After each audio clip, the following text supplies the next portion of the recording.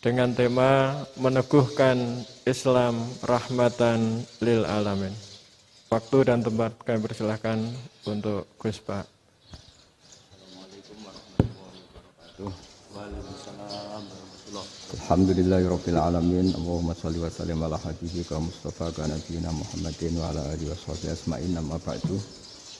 Yang kita hormati Bapak Rektor UMN Dr. Fauzan MPD, Bapak Suparto, Bapak Haris, Bapak Stardi, dan Bapak Irwinto, juga Direktur Telkom Bapak Mungkas, teman-teman UMM dan semua yang mendengar yang kami hormati.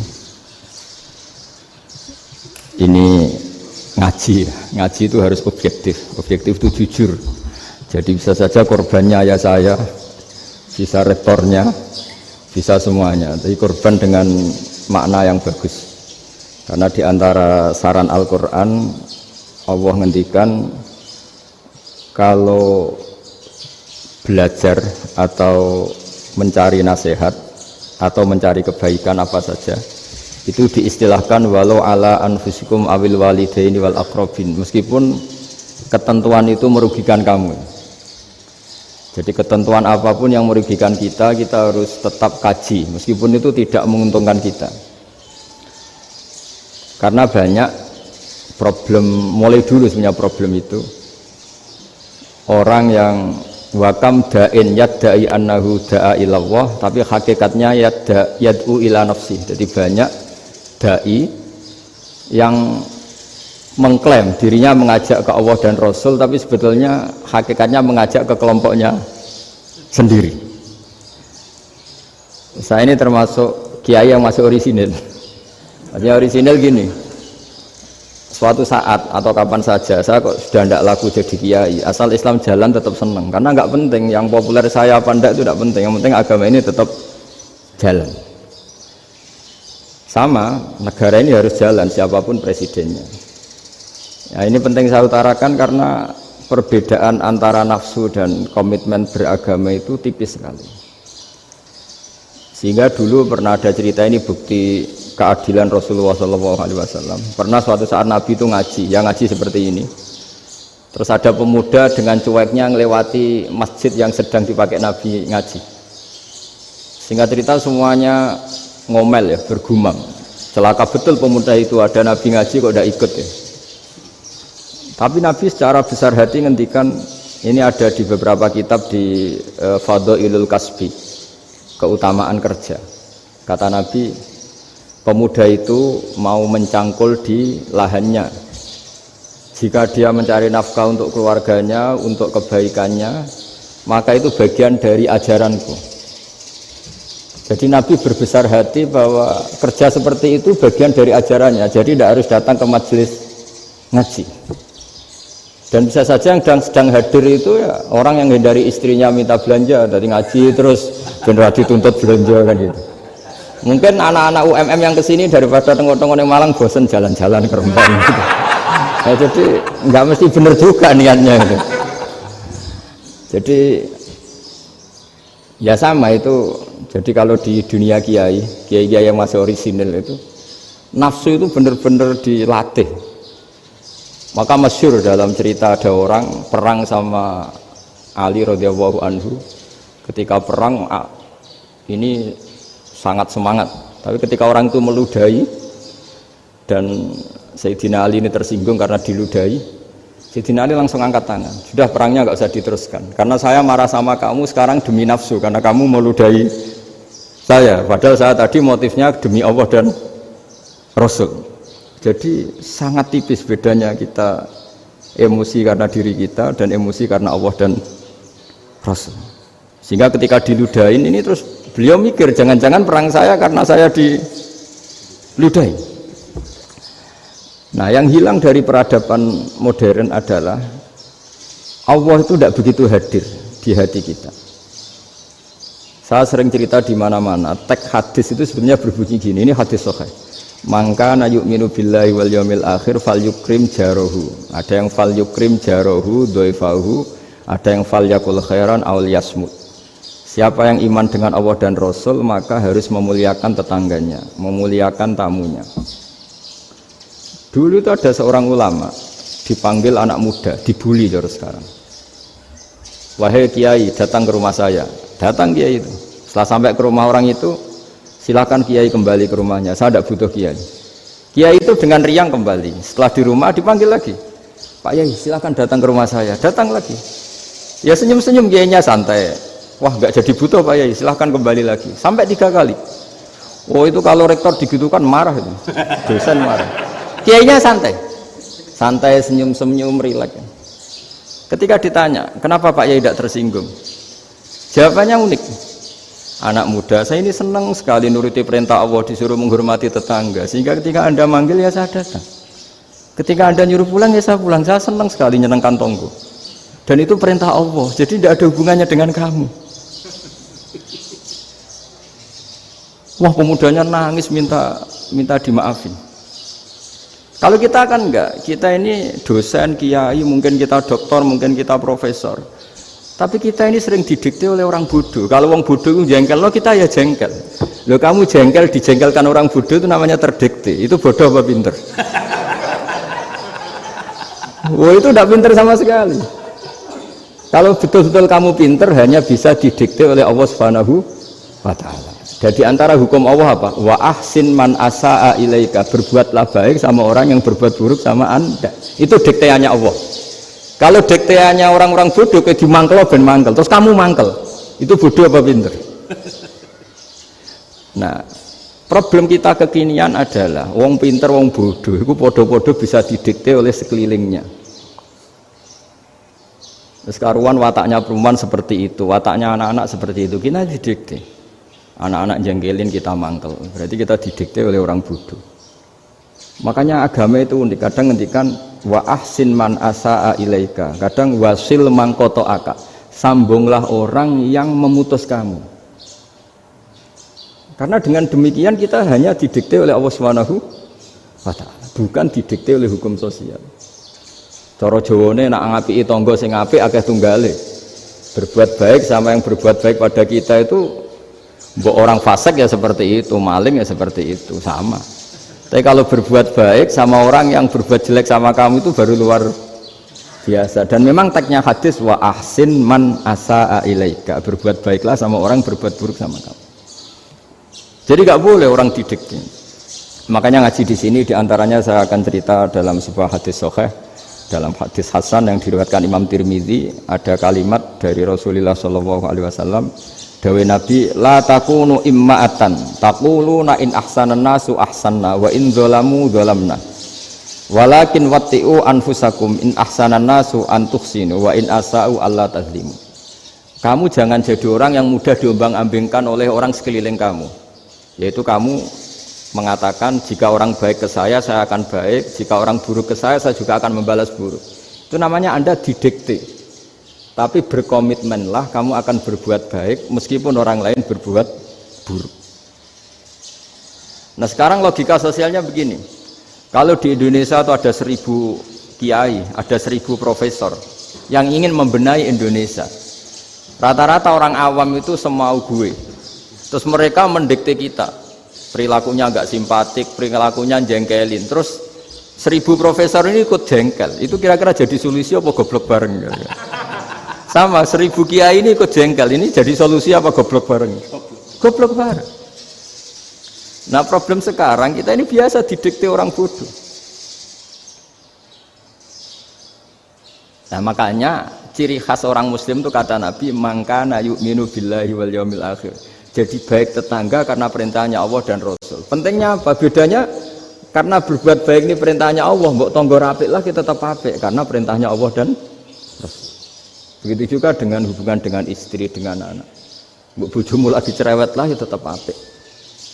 Karena dengan cara itu kita hanya tunduk kepada Allah dan Rasul. Tapi kalau kamu, istri saya kalau baik ya saya baik, kalau enggak ya enggak. Berarti Anda didikte oleh perilakunya dia.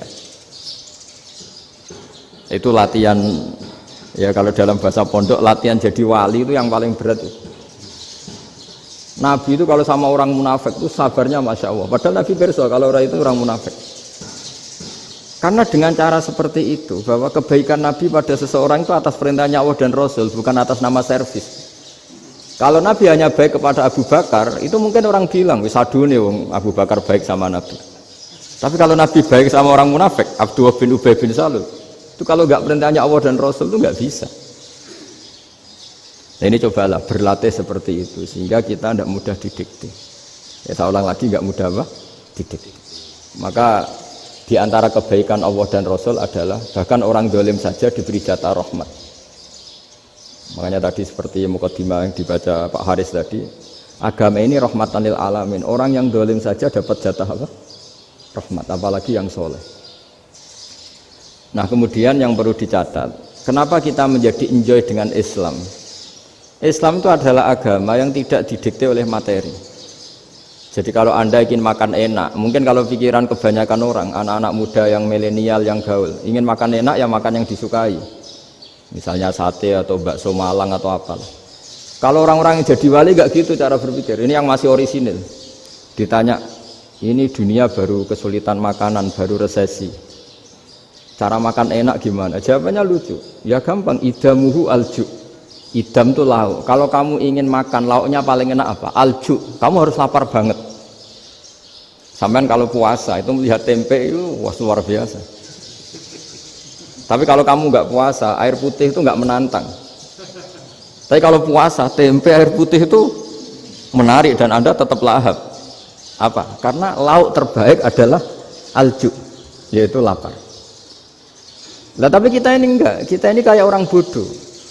Kayak orang bodoh tadi, profesornya makan nyaman ya kalau sesuai selera. Nah itu kan sama dengan anak-anak ABG. Anak ABG itu makan lahap ya kalau yang disukai. Lalu bedanya apa ABG sama profesor? Kalau cara berpikir masih sama kan itu.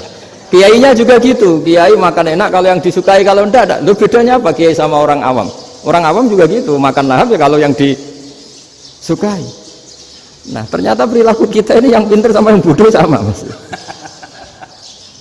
Kalau kamu ingin berkasta lebih baik, itu cara makan enak itu apa? Idamuhu aljur. Lauk terbaik adalah karena kita sangat lapar. Makanya masyhur dalam cerita-cerita tarikh sirah nabawiyah, Nabi diberi hadiah, beberapa hadiah. Di antaranya ada yang diterima, ada yang enggak. Termasuk yang dikembalikan itu dokter. Ada seorang raja memberi hadiah Nabi dokter Tobit. Itu sama Nabi dikembalikan. Karena dokter ini sudah lama kumpul Nabi itu nggak pernah sakit. Akhirnya dokter ini putus asa, ini nggak perlu diobatin. Ketika ditanya, kenapa ya Rasulullah engkau tidak pernah sakit? Karena kita ini kaum, kita ini komunitas masyarakat yang tidak akan makan kecuali lapar. Dan kalau sudah makan, berhenti sebelum kenyang. Jadi sederhana sekali pengobatan zaman itu. Sebagian besar penyakit itu pasti disebabkan kita ceroboh dalam hal makan. Sudah ngerti kalau durian masalah, kalau makan durian enggak kehitung gitu, apalagi kalau gratisan itu tambah banyak itu. Pola tidur juga gitu, kata Nabi, dan kita tidak tidur kalau tidak sangat ngantuk. Nah, itu namanya orang-orang soleh yang sudah tidak didikte materi. Kalau yang didikte materi kan bisa tidur nyenyak kalau kasurnya enak, AC gini-gini. Sebenarnya enggak, tidur enak itu ya kalau sangat ngantuk. Mbok di gudang, mbok di bis, kalau sangat ngantuk ya semuanya ya enak. Sama, mbok lapar, mbok hanya tempe, tapi kalau sangat lapar itu ya enak. Nah ini ilmu yang mulai hilang, ilmu-ilmu yang mulai hilang. Nah, cara ibadah juga gitu. Kita ini kan, saya ini punya bapak kiai, mbah kiai, punya guru yang sangat alim ya seorang kiai Kiai Maimun. Itu dulu kita pengkaji ilmu, itu tidak pernah tahu bedanya NU dan Muhammadiyah. Karena dulu Mbah Darwis itu, Kiai Dahlan itu, dulu ngajinya bersama Mbah Hashim ketika di Indonesia yang ngaji Mbah Soleh Darat. Mbah Soleh Darat itu dulu ngajinya sama buyut saya ke-6, namanya Mbah Soleh Asnawi di Kudus. Mbah Soleh Darat itu dulu alim-alimnya orang Jawa ya Mbah Soleh Darat, Soleh bin Umar. Tempatnya di Semarang, tapi beliau itu sebenarnya orang Jepara yang dekat Kudus. Setelah di Mekah, Mbah Hashim ini mondoknya ya, mulazimnya ke Syekh Mahfud Termas, tapi sesekali ke Syekh Khotib Minangkabau. Nah yang Mbah Ahmad Dahlan lebih sering ke Syekh Khotib Minangkabau, sesekali ke Mbah Mahfud.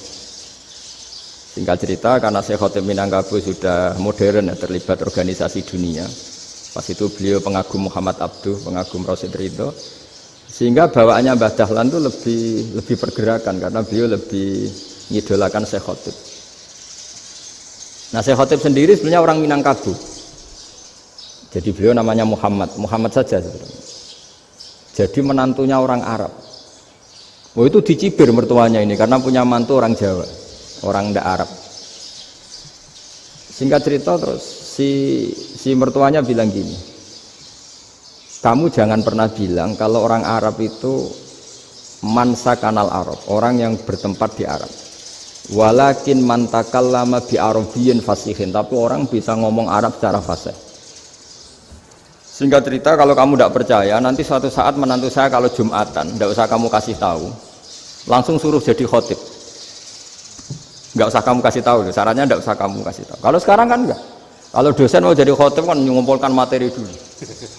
Lucunya di antara materinya itu dari TV, makanya jadi ribet kan khutbah sekarang. Kalau musim corona ya akan ngomong corona, musim apa yang ngomong apa. Jadi lagi-lagi didikte oleh media. Sebenarnya kalau ngomong kan sesuai kebutuhan umat, ini obatnya apa, tapi nggak sesuai trending topik, itu kan kayak anak-anak gaul. Ini dokter kok gitu kan aneh. Singkat cerita si khotib ini nggak dikasih tahu, saya Muhammad tadi nggak dikasih tahu, langsung disuruh khutbah. Fatakallama bikalamin fasihin, dia ngomong fasih sekali, bahkan ngalah-ngalahi fasihnya orang Arab asli. Semenjak itu beliau dapat gelar al-khotib, orang yang cakap berpidato berkhutbah. Makanya terus desa khotib al-Minangkabau. Jadi orang Indonesia itu luar biasa. Dulu yang namanya orang Indonesia di Arab Saudi itu dihormati sekali, karena yang kesana itu pasti ulama. Sudah alim di Indonesia kesana, termasuk Mbah Ahmad Dahlan, Mbah Hashim dulu karena sama-sama muridnya Mbah Soleh Darat. Lama-lama yang kesana itu TKI TKW itu ya mulai agak dibully. Dulu Syekh Nawawi di antara ijtihad yang dihormati itu beliau mengkritik nyuwun sewu orang yang kan orang biasanya normalnya kan muji orang mati syahid, hebat orang mati syahid itu hebat gini. Oke, kita sepakat orang mati syahid itu hebat. Tapi kata Imam Nawawi dengan syarat niatnya itu li'ila'i kalimatillah dan itu bawaan takdir. Seorang lagi itu bawaan takdir, harus mati di medan perang. Tapi tidak boleh seseorang ini niat perang tapi niatnya supaya syahid. Karena kalau begitu berarti dia berniat supaya menjadi maktulal kafir, orang yang dibunuh orang kafir. Kedua, dengan dia mati berarti pasukan Islam berkurang. Berarti dia ingin pasukan berkurang, hanya ambisinya dia ingin langsung ke surga. Misalnya pasukan orang Islam itu 10, orang kafir 10. Kalau kamu ingin syahid berarti mati 1 kan, tinggal 9 kan. Nah kalau yang seperti itu 10 kan mati semua. Gara-gara ingin syahid akhirnya perangi rapati tenanan, benang mati, benang mlebu swarga. Kata Syekh Nawawi, ya enggak. Kalau kamu perang sama orang kafir ya niat menang.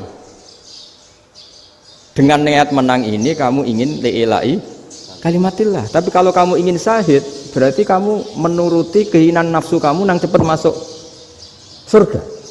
Itu orang Arab kagumnya bukan main. Karena di mana-mana orang itu dinilai dari niatnya. Paham ini ya? Tapi perang loh ya, dalam kondisi perang, bukan teroris. Perang itu artinya orang kafir yang ingin bunuh kita, itu perang namanya apa? Perang.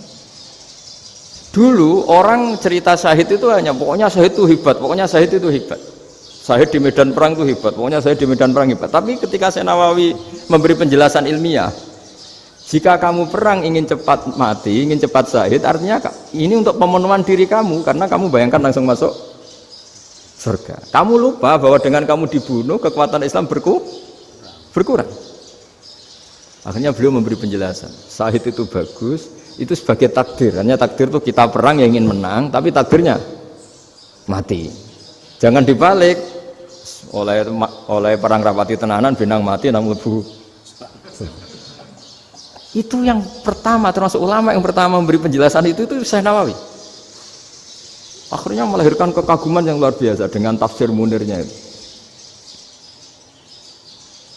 Terus beliau itu orang yang rileks kalau menjelaskan ilmu. Ini ya juga guru-gurunya Mbah Hasyim, Mbah Guru sama Mbah Hasyim sama Mbah Ahmad Dahlan Syekh Nawawi. Jadi dulu yang alim di Arab itu ada Syekh Nawawi, ada Syekh Khotib Minangkabau, ada Syekh Bakir Jogja, ada Syekh Mahfud Termas. Itu orang Indonesia banyak sekali yang alim. Bahkan di antaranya yang dikagumi Al-Azhar itu juga orang Indonesia, nama Syekh Abdul Manan, itu mbahnya Syekh Mahfud Termas. Itu pertama ada duta besar Indonesia di Mesir, itu termasuk barokahnya Mbak Abdul Manan tadi, itu juga orang Indonesia. Jadi pemahaman ulama Indonesia itu khas, termasuk ketika memaknai apa? Syahid. Ketika memaknai apa? Syahid. Itu unik. Ketika Syekh Nawawi diuji dulu itu yang namanya ulama diuji dulu oleh 100 ulama. Jadi dulu ya ada kompetisi. Imam Bukhari diakui jadi ahli hadis itu diuji oleh mi'atu muhaddisin, 100 orang ahli hadis, sanad dibolak-balik, matanya dibolak-balik, tapi beliau tetap bisa mengembalikan proporsi sanad itu. Syekh Nawawi pernah diuji gini. Ayul afdol al ulama awe salatin. Keren mana ulama sama raja atau sama orang-orang kaya, sama penguasa? Ya keren ulama. Terus dibully sama orang. Tapi setahu saya banyak ulama yang antri di rumahnya raja, tapi saya tidak tahu melihat raja antri di rumahnya ulama. Kan kebanyakan kan mungkin ustadz atau kiai yang antri ngajukan proposal kan enggak. Nah, kalau raja kan enggak pati itu, malah enggak usah antri, kiainya sudah nyambut sebelum datang. Jawabannya lucu Syekh Nawawi itu, dan yang tanya itu langsung diem. Ya karena ulama itu tahu fungsinya uang, sehingga cara nyari sampai seperti itu. Sementara raja-raja itu tidak tahu fungsinya ilmu, makanya tidak pernah sowan ulama. Gitu. Sehingga, jadi ya dianggap enteng saja. Ulama kan tahu fungsinya uang, tahu untuk pondok, tahu masjid. Sementara raja tidak tahu fungsinya ilmu. Jadi itu khas Jawa ya. Khas Jawa, khas Indonesia. Apa-apa yang menurut orang banyak dengan tanda kutip itu buruk atau baik, itu orang Jawa menafsirkan tuh gampang saja. Sehingga semenjak itu Jawa itu dipandang betul. Saya punya kitab namanya Qadhayal Haji wal Umrah. Itu terbitan Hayatul Ulya Arab Saudi, milik Wahabi. Itu diantara fatwa yang dipakai untuk solusi muskilatul haji, problem-problem haji kekinian. Itu fatwanya syekh-syekh yang dari Indonesia, termasuk Syekh Khotib Minangkabau, Syekh Nawawi Banten, Syekh Bakir Nur Jogja. Misalnya begini, dalam fatwa-fatwa yang menyulitkan kita ya, sampai sekarang jadi perdebatan. Ketika Safa dan Marwah itu dengan batas tertentu, saya ulang lagi dengan batas tertentu, mau tidak mau atas nama kebutuhan, itu kan butuh perluasan. Karena kalau naik turun itu mudah disepakati ulama. Jadi misalnya gini ya, saya punya tanah seluas ini. Pasti orang akan mengatakan sampai bawah ya tanah saya, sampai atas tanah saya. Itu mujma' alaih, itu disepakati.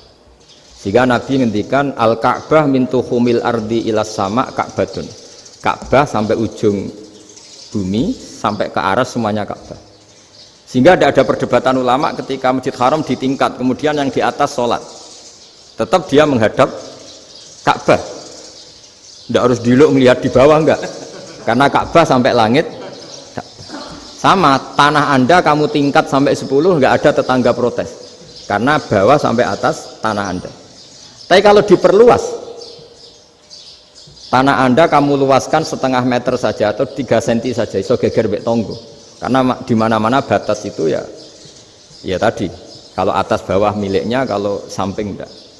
Pertanyaannya, perluasan Mina itu ke samping, perluasannya Matof yang Mas'a itu juga ke samping. Geger kan ulama dunia. Bagaimana hukumnya Mina Jadid, Mina yang diperbarui atau Mina yang diperluas? Itu diantara rujukan baik yang membolehkan maupun yang menentang. Itu ya syekh-syekh Indonesia. Itu orisinal tuh. Saya punya kitab orisinal terbitan Hayatul Ulya, kira-kira ya kemenaknya Arab Saudi kalau di Indonesia itu. Itu yang dirujuk dawuh Syekh Nawawi, dawuh Syekh Khotib Minangkabau. Karena apa? Ada logika khas Jawa. Misalnya begini. Meskipun saya tidak perlu fatwa Mina Jadid sah apa tidak, memang jadi perkhilafan ulama. Misalnya kampung ini dinamai Mina, Pertanyaannya gini, tanah yang di samping ini bisa milik Anda apa enggak? Ya bisa Gus kalau dibeli atau dihibahkan. Berarti tanah di samping Anda menjadi milik Anda karena ada proses pengambil alian lewat beli maupun hibah. Nah masalahnya ini negara itu berhak menganeksasi atau memasukkan ini sebagai minak. Itu ulama Jawa kalau ditanya, alasannya apa? Fa innal muttasila bis-sy' hukmu dzalika sy'. Karena yang gantet, yang mutasil itu bisa dihukumi seperti sesuatu itu. Jadi kalau ini mina, ya yang gantet mina ini ya bisa dikatakan mina. Beda dengan membuat mina malang mina, wah itu tidak bisa, tidak mutasil kan? Itu enteng sekali ulama Jawa. Satu ya tentu karena kebutuhan, tapi asal masih al-muttasilu bihi, yang masih tanah yang masih mutasil dengan. Nah, ketika perluasan mas'ah antara sofa dan marwah kan misalnya ini batas luasnya sofa, ini batas luasnya marwah. Lalu atas nama kebutuhan, sofa marwah itu sampai sini. Sampai agak meluas ke sini. Itu geger Arab Saudi. Wah, ini gimana? Padahal tawaf itu harus antara gunung sofa dan gunung marwah. Sa'i itu ya. Tapi kalau istilah Quran memang tawaf sama-sama. Makanya apa? Inna sofa al-marwata min sa'airillah faman hajjal baita wa i'tamara fala junaha alaihi ayyat tawafa. Nah, jadi kalau istilah sa'i di Quran itu masih tawaf. Karena harus ada, kalau bisa lah, bukan harus. Kalau bisa memang harus ada unsur muternya. Kita kalau sa'i kan dari sini sofa sampai sini marwah, terus kan agak muter ke sini, nah, kan agak membentuk lingkar. Nah, makanya Quran tetap mengistilahkan apa? Tawaf. Jadi bukan sini ke sini terus sini ke sini kan enggak, tapi sini sampai sini terus muter kan, terus sini. Jadi antara setar dan selama ini prakteknya kan gitu ya. Sofa ngambil sini, terus ke sini, terus agak muter. Nah, karena ada unsur agak muter ini terus orang menyebut apa? Tawaf. Tapi itu bukan syarat sah, ini cerita ideal. Saya ulang lagi ya. Gunung Sofa itu puncaknya atau pucuknya kalau dalam bahasa Jawa itu ya hanya segini, ini sampai sini. Nah, kelompok Islam yang fikih keras nggak boleh diperluas karena Allah memilih tempat ini itu spesial, jadi nggak boleh ke yang lain. Tapi ketika kebutuhan mendesak, mau tidak mau harus diperluas. Itu jawabnya Kiai Jawa lucu. Gunung sing ketok itu sing dhuwure tok. Sikilane luwih hombo. Jadi karena kita kan gunung kan bentuknya gini. Nah, sofa yang kecil itu yang atasnya, tapi sikilannya sini kakinya lebih luas. Jadi boleh perluasan asal tidak melebihi kakinya. Ya dihitung ya lebih luas. Jadi Kiai Jawa itu kayak wong delok gunung Penanggungan, kayak gunung Arjuna. Di mana-mana puncak gunung itu lebih kecil timbang kakinya. Artinya diperluas ini bukan berarti tidak di sofa dan tidak di. Itu khas Kiai Jawa. Jadi jangan kira orang Jawa itu tidak hebat sekali. Termasuk perkembangan hotel di Arab Saudi. Itu dulu sebelum ada hotel. Buyut saya kelima atau keenam dulu haji, namanya Badur Rahman. Itu kalau mau ingin apa ya, menghindari terik matahari itu masuk gua. Itu masuk gua itu hanya separuh badan, kakinya di luar. Jadi jangan bayangkan kalau gua di Indonesia kayak gua Akbar di Tuban orang bisa masuk jalan-jalan, enggak. Gua di Arab itu kayak cepitan batu, tidak sampai masuk. Sehingga kepalanya dimasukkan, kakinya masih kena matahari. Saking panasnya Arab Saudi. Sehingga dalam bayangan hijrah ketika Nabi bersembunyi di gua Sur, itu kata Abu Bakar, kalau orang kafir melihat kakinya pasti melihat kita karena nggak bisa masuk penuh. Jadi orang itu mau dempes tok. Sehingga ya kira-kira luasnya gua paling segini. Makanya guyonannya kiai-kiai itu untung nggak kayak gua Indonesia. Kalau kayak gua Indonesia laba-labanya capek karena luas sekali. Jadi jangan bayangkan gua Arab tuh kayak gua Indonesia. Makanya bayangannya andai kan orang tuh melihat ke bawah pasti melihat kita karena orangnya nggak bisa masuk penuh, nggak bisa masuk 100%. Ya kayak cepitan batu lah mirip. Itu kan mirip Gunung Uhud.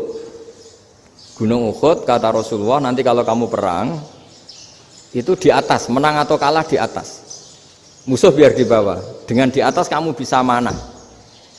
Jangan bayangkan kayak Gunung Merapi, kayak Gunung Penanggungan. Lah kalau Gunung Penanggungan manah ke bawah yang leyang kan. Jadi gunung di Arab itu kayak bukit. Ya sampean pernah kan ke Uhud itu ya sama ini aja tinggi ini kan. Lah ini yang mulai ada mis, makanya nerjemah itu susah di Indonesia. Karena jabal itu udah harus tinggi. Kalau tinggi nggak bisa manah dari atas ke bawah kan nggak ngefek kan. Sama kalau ke Uhud gunungnya kan pendek sekali sehingga yang manah dari atas ke bawah ya kalau kena musuh ya celaka karena memang dekat. Ya kalau gunung Indonesia manah dari atas ke bawah yang leyang nggak ngefek. Nah itu susahnya nerjemah bahasa Arab ke kita. Jadi apa ya, transkrip itu nggak gampang karena ada pengertian yang beda. Kita kalau bilang gunung itu tinggi sekali. Lama-lama yang di Indonesia ini orang-orang yang bodoh. Sehingga orang Jawa kalau ke sana dibully, ya Jawa tak kuluh khaya. Orang Jawa itu penggaweannya itu makan ular. Karena belut itu kalau di kamus itu persis ular. Dulu itu kan kamus tidak full color. Gara-gara gak full color, gambar belut sama ular itu sama. Belut itu belut sama ular kalau nggak full color gambarnya sama apa enggak? Sama. Terus orang Jawa itu kan masih banyak yang makan bajing itu apa? Ketupai itu. Bajing kalau digambar tidak full color sama dengan tikus. Gambar yang tidak warna. Hitam putih. Sehingga kita ini dibully pemakan tikus dan pemakan ular. Karena belut itu persis ular kalau digambar yang tidak full color. Sampai datang Syekhona Khalil, datang ulama. Ngarang kitab ya judulnya Al-Belut. Karena enggak terima bangsanya dinyek makan apa? Ular. Terus dikarang. Wal belut hayawanun bakhriyun, terus ya isu fi kadza wa kadza. Itu beda dengan al-hayyah. Itu diterangkan. Mulai bisa nerima. Terus sistem hotel juga gitu. Sampai tanyakan dalam sejarah dulu orang Sedayu ada namanya Syekh Mukhtar. Syekh Mukhtar bukan bikin rumah besar yang siapapun orang Indonesia haji itu nempat di sana. Nah ini yang menginspirasi akhirnya ada hotel. Dulu Syekh Mukhtar hanya menyediakan untuk hujat-hujat Indonesia. Lama-lama jadi hotel. Nggak mau saya mau cerita. Kata Mbah Mun sering cerita. Kenapa wa ma arsalnaka illa rahmatan lil alamin, kata Mbah Mun, Allah itu pasti bikin ulama yang tidak produk Arab itu pasti ada. Kalau orang Arab jadi ulama wajar, bahasanya Arab, domisilinya di Arab. Tapi Allah akan selalu bikin ulama yang tidak bangsa Arab. Imam Ghazali itu Tus itu Persia. Imam Bukhari itu kira-kira kalau sekarang ikut Uzbek. Ya, Imam Bukhari itu kalau negara sekarang ikut mana? Uzbek. Kenapa demikian kata Mbah Mun? Karena Allah sudah ngendikan wa ma arsalnaka illa kafatal linnas. Manusia semua ini kena khitabnya Islam. Kalau tidak ada ulama yang dari berbagai negara, kesannya Islam itu hanya milik orang Arab Saudi. Makanya Allah selalu bikin ulama-ulama yang bahkan tidak Arab. Termasuk Imamul Muhaddisin, yaitu Imam Bukhari, itu orang Uzbek, orang Rusia lah kalau sekarang, ikut Uni Soviet dulu. Imam Ghazali itu orang Persia. Syekh Nawawi itu orang Banten. Karena Allah ingin memaklumatkan bahwa Islam ini untuk semua, sehingga orang yang tidak Arab pun bisa belajar Islam. Yang alimnya itu nggak kalah sama orang apa? Arab. Makanya ini PR ya. Kalau Gus Dah Ploso nanti ngendikan suatu saat orang belajar Islam itu bahkan orang Arab pun bisa belajar ke Indonesia. Kalau orang Indonesia bisa alim betul kayak dulu. Sekarang banyak liga antar ulama. Itu orang Indonesia pasti masuk. Ulama-ulama top dunia. Itu pasti orang Indonesia banyak yang masuk. Karena tadi, ketika orang Indonesia baca kitab, itu orang Arab itu kagum. Kok bisa tidak bahasanya baca secara benar? Bukan sekedar bisa baca secara benar. Karena memang dilatih sedemikian rupa di pondok-pondok. Makanya kita semua lah, yang alim di Indonesia itu kemana-mana ya pasti alim. Dulu putra Mbah Mun namanya Gus Zofur itu tahun pertama ya sudah the best di tahun pertama. Kalau tahun pertama the bestnya ilmunya bawaan dari sarang, dari keluarganya. Gus Najib mondok di Said Muhammad tahun pertama sudah dipuji sebagai yang teralim karena ya sanggup. Kalau dipujinya tahun ketiga, tahun keempat kan mungkin dapat dari sana. Ini tahun pertama. Saya ulang lagi tahun pertama. Karena pengajaran di Indonesia itu luar biasa di pondok-pondok ini. Makanya kalau dalam anekdot pondok itu cerita-cerita lucu itu. Ada orang Jakarta ngaji, setelah di kelas itu pelengahan terus. Melihat jendela, lihat pintu terus. Lama-lama gurunya marah. Kamu diajarin kok enggak punya sopan. Melihat pintu terus enggak memperhatikan guru. Anak Betawinya jawabnya lucu. Habis Pak Guru bohong. Kenapa ya?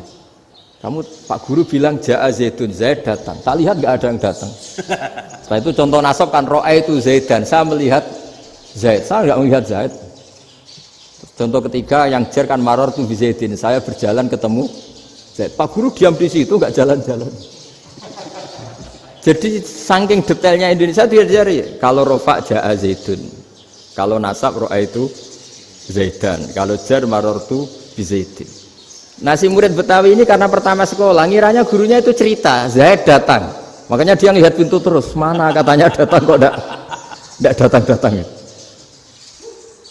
Nah dengan latihan seperti itu kemungkinan orang Indonesia salah itu kecil karena memang dilatih betul.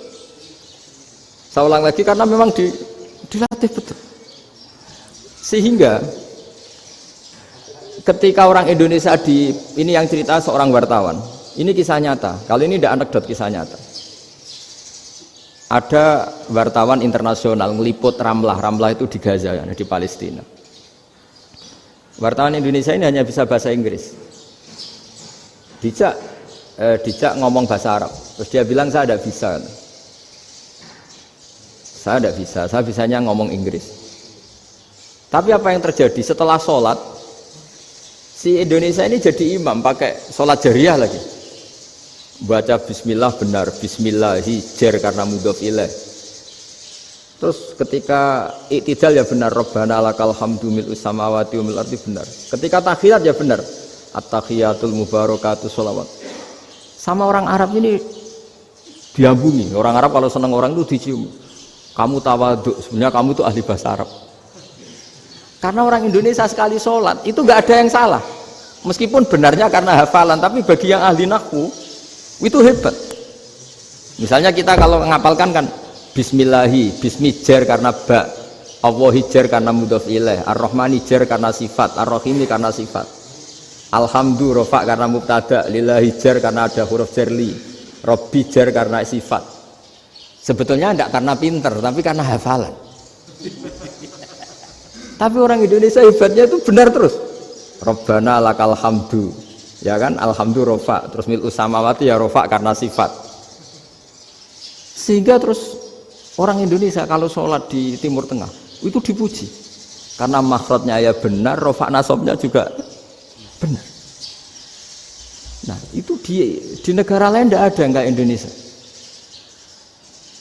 Orang Cina itu sering bikin marah orang-orang Arab karena kalau dongo itu nggak fasih kayak orang Indonesia. Orang Indonesia kalau dongo ya Allahumma tohir qalbi. Orang Cina ini yang jadi guyon di Arab. Allahumma tahir kalbi gitu. Itu kan bedanya aja loh. Itu orang Arab pertama membiarin, lama-lama kalbun entak gitu. Maksudnya asu-asumu gitu. Karena dia bilangnya qaf itu kaf. Jadi kalau Allahumma do Allah tohir, kalau aturi nyucekno panjenengan kalbi ing asu ingsun kan. Tapi kalau qalbi itu ati ingsun, tapi kalau kalbi anjing ingsun. Bedanya qaf sama kaf. Ana arah-arahnya kalbun entak. Asu-asumu maksudnya kan. Tapi padahal orang Cina itu bareng dilihat teksnya ya pakai qaf. Orang Indonesia enggak, mulai kecil dilatih sak fase-fase. Sampai ya sulit betul latihan Fatihah itu. Kalau di Kudus malah sampai 3 bulan Fatihah. Sampai at-tahiyyatu, kurang lagi, kurang bersih. At-tahiyyat sampai gitu. Sampai ada cerita itu orang dipanggil maftuhin itu gak melengak, harus maftuhin. Baru melengak. Tapi barokahnya itu orang Indonesia kalau dongo memang benar-benar Allahumma tahhir qalbi. Ya Allah sucikan hati kami, bukan tahhir kalbi. Karena sekali jadi kaf itu maknanya anjing saya, ya Allah sucikan anjing. Jadi ini orang Indonesia. Jadi kata Mbah Mun, dawe Mbah Mun, illa kafatal linnas, bahwa agama ini milik semuanya. Itu diantara bukti Allah menghendaki atau mendesain Islam seperti ini, orang yang belajar di Indonesia itu pengetahuannya Islam, pengetahuannya tentang Islam itu tidak kalah sama yang belajar di Al-Azhar, sama yang belajar di Arab Saudi. Makanya ini PR-nya UMM, PR-nya IAIN, PR-nya UIN. Bisa enggak sealim mereka dalam bahasa Arab? Nah, bahasa Arabnya mau man anta, ana zaidun. Jangan sampai, karena kita di sana ini kadung dibully. Orang Arab tuh kalau bully kita, sampai tak kasih cerita. Itu ngawurnya Masya Allah. Kata dia, ada anak orang Indonesia haji. Si anaknya orang Indonesia yang dijotos sama anaknya orang Arab. Dijotos, dipukul. Singkat cerita terus si orang Indonesia nggak terima, anaknya yang orang Arab dipukul. Yang balas bapaknya. Orang Arab tanya, lima ada dorobta ibni, kenapa kamu mukul anak saya? Itu orang Indonesia bahasa, wah aku biasa. Jadi hanya bilang gitu. Artinya anak saya dihada ya maka tak ada. Bahasa Arabnya gitu. Anak saya dipukul maka saya balas mukul. Itu orang Arab mantuk-mantuk, oh gitu. Paham? Suatu saat ada orang Indonesia itu sama orang Arab itu dilus-lus itu ya digini-giniin. Karena dia latihan bahasa Indonesia, latihan bahasa Arabnya itu masih mufrodat. Jadi kalau mengartikan yadun itu tangan, saro itu jalan. Jadi kalau jalan ya saro-saro. Roksun itu kepala. Ana itu ingsun. Jadi karena dia nggak ngerti penggunaannya. Itu bahasa Arabnya itu yadun anta. Jadi bukan yaduka tapi yadun anta. Berarti tangan kamu. Saro-saro itu jalan-jalan. Ala roksi anak yang atas sirah ingsun. Jadi mestinya yang benar kan yaduka saro ala roksi atau gitu. Tapi enggak dipotong-potong. Yadun tangan kan, anta kamu. Berarti tangan kamu. Saro-saro jalan-jalan. Roksun itu sirah, anak ingsun. Jadi di atas kepala saya. Orang Arab tertawa-tawa. Tapi paham. Maksudnya seperti itu. Jadi kita ini dibully di Arab itu Masya Allah. Jadi akhirnya lahirlah ulama-ulama tadi yang saya sebut tadi. Bahkan pernah lama sekali ulama Indonesia itu jadi master di Arab Saudi. Yaitu Senawi Banten. Itu kalau orang sana bilang itu Sayyidu Ulama Il-Hijaz. Top-topnya ulama Mekah Madinah. Padahal beliau orang Indonesia. Dan dimakamkan di Ma'la itu dekat makamnya Sayyidah Khadijah. Karena sangat dihormati. Nah, di antara sebab dihormati adalah ketika orang memahami syahid, maknanya pokoknya maktulal kafir.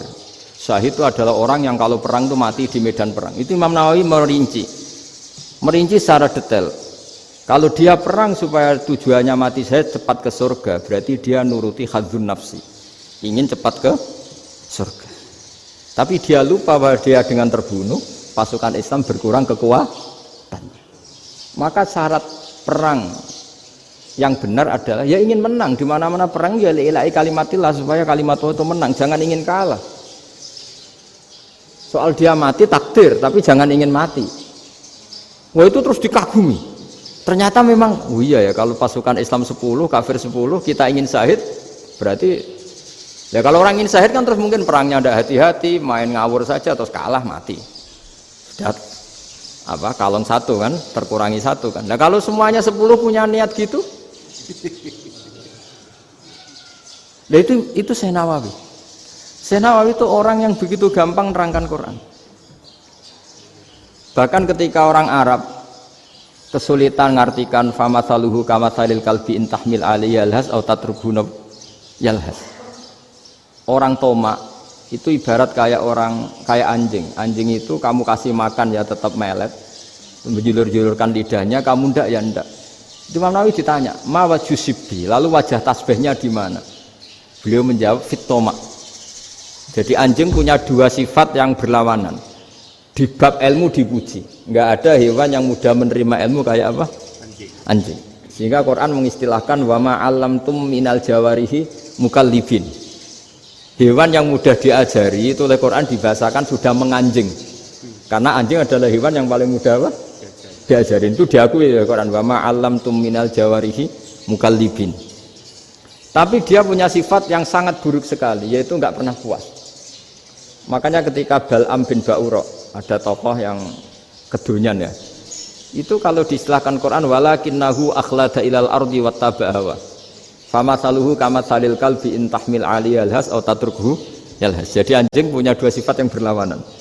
Di bab ilmu dipuji karena paling mudah diajarin. Itu saya pernah ke Malaysia, diceritain sama polisi Malaysia.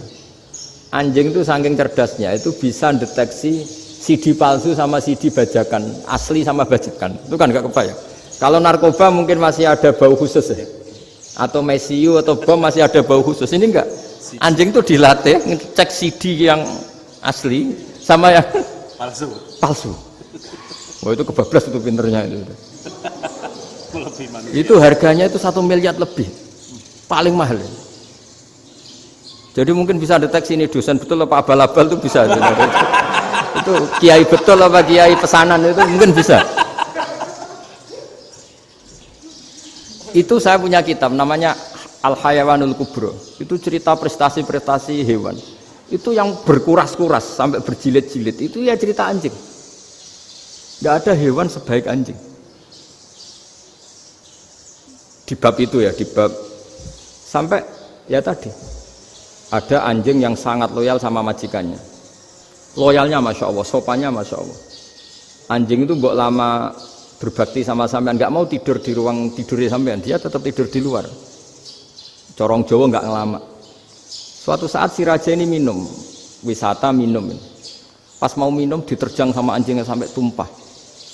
Kecewanya raja ini itu karena selama ini anjingnya sopan sekali. Sekedar ganggu di ruangannya nggak pernah, malah ini mau minum, minuman yang disukai diterjang anjingnya tumpah. Marah kan anjingnya di mana? Ternyata apa? Minuman itu anjing ini tahu kalau minuman itu beracun, diracuni oleh musuhnya. Itu saking hebatnya anjing sampai ketika ngawal rajanya itu tidak sekedar ada penjahat atau maling. Bahkan trik-trik kayak minumannya diracun oleh orang lain itu anjingnya tahu.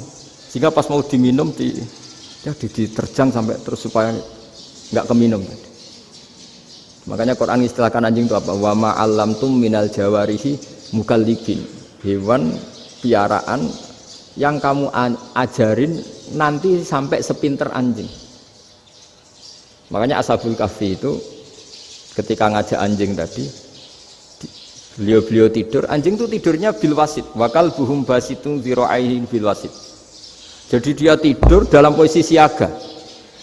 Loh coba anjing itu nggak pernah sekolah, karena dia posisi menjaga, tidurnya itu kayak siaga gini, bukan ngorok semadep ke atas terlentang, itu enggak. Andai kan dia tidur terlentang itu kan yang mau mengganggu kan, wah asune turu itu enggak, dia tidur posisi siaga. Makanya disebut lawit tolak ta'alaihim lawalaita minhum firaron. Kalau kamu melihat anjing itu pasti lari karena dia posisi siap merekam. Jadi tidur tapi posisi siap merekam. Jadi matanya tetap terbelalak kayak siaga. Padahal itu enggak diperintah, ya dia memang punya nalar untuk itu. Ini disebut wa ma 'allamtum minal jawarihi mukallibin. Dan dalam teori modern juga gitu. Tapi dalam hukum Islam yang dianut mazhab Syafi'i itu anjing tetap najis. Ya sudah najis ya najis, tapi ada mazhab lain yang mengatakan tidak najis. Tapi tidak usah ngurmat anjing, geger nanti kalau rektor kampus punya anjing.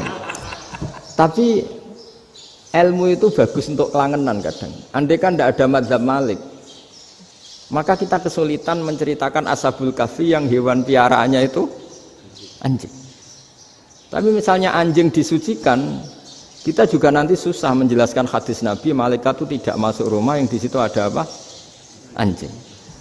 Maka ilmu itu makanya kata Imam Sa'roni, sebagian ilmu itu memang kelangenan, tapi nggak boleh jadi praktek. Tapi harus ada. Misalnya begini, contoh paling gampang. Api dalam mazhab Syafi'i kan alat pensuci hanya dua, air dan tanah. Ya saya ulang lagi, air dan tanah, yaitu tanah untuk mensucikan najis anjing.